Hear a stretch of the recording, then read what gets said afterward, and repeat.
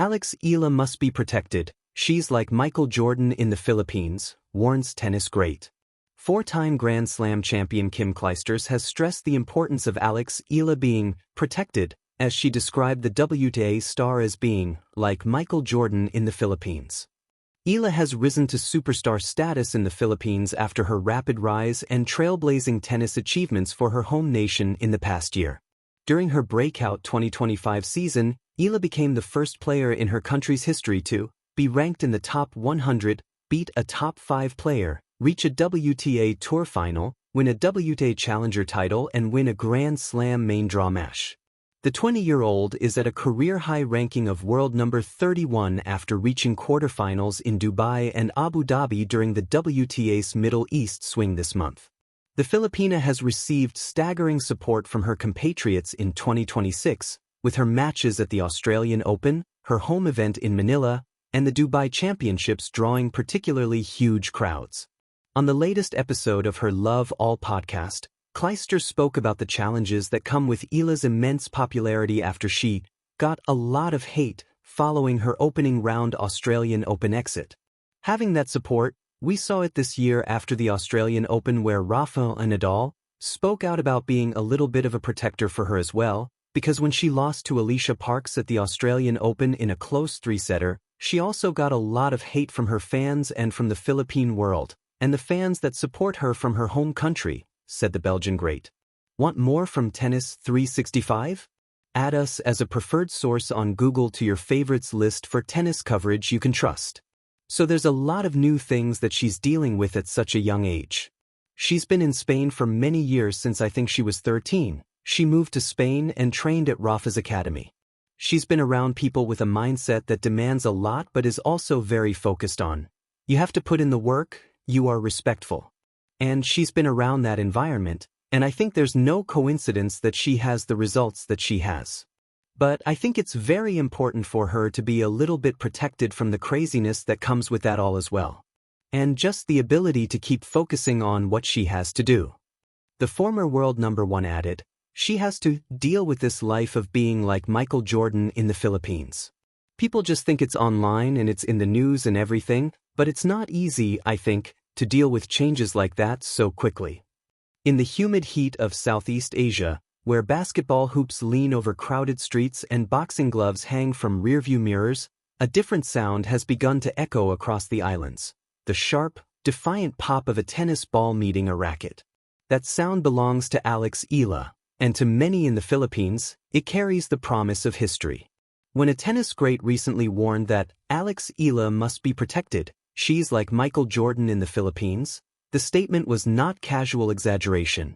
It was a recognition of something rare, a generational athlete emerging from a nation where her sport has never been the main stage.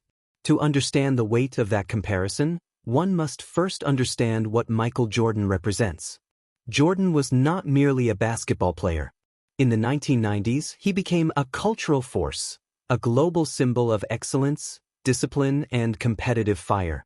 With the Chicago Bulls, he turned championships into expectation and turned expectation into myth. He lifted not only his team but the NBA itself into worldwide dominance.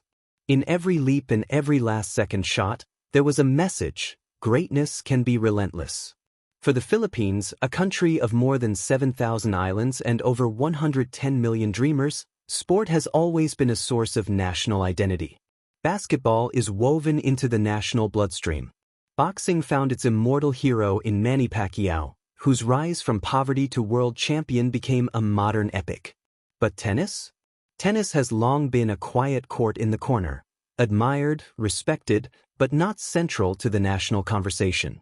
Then came Eala. Born in 2005, she picked up a racket at an age when most children are still figuring out which games they like.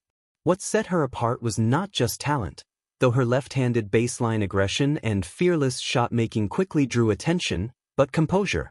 Even as a junior, she carried herself with a calm intensity that hinted at bigger stages ahead. Her training at the famed Rafael Nadal Academy in Spain marked a turning point. There, under the shadow of Rafael Nadal, a 22-time Grand Slam champion whose career has been defined by discipline and resilience, Eala sharpened her craft. The clay courts of Mallorca hardened her footwork. The culture of excellence toughened her mentality. She was no longer just a promising Filipino junior, she was becoming a global contender. And she delivered. When Eala captured junior Grand Slam titles, including doubles success at the Australian Open and a landmark singles triumph at the US Open girls division, she etched her name into history as the first Filipino to win a junior Grand Slam singles title. The victory was not merely personal. It was symbolic. A nation unused to seeing its flag deep in tennis draws suddenly saw it rise on one of the sport's biggest stages. In that moment, tennis courts across Manila, Cebu, and Davao seemed a little less distant from the world stage. So why the warning that she must be protected? Because when a nation hungry for heroes discovers one, the embrace can become overwhelming. The Philippines loves fiercely. When Pacquiao fought, the streets emptied. When Olympic weightlifter Hidilyn Diaz won gold, she became a national treasure overnight. Fame in the Philippines is not mild admiration, it is collective ownership. A hero becomes family. Eala now carries that energy, but she is still young. The comparison to Jordan is not about identical achievements.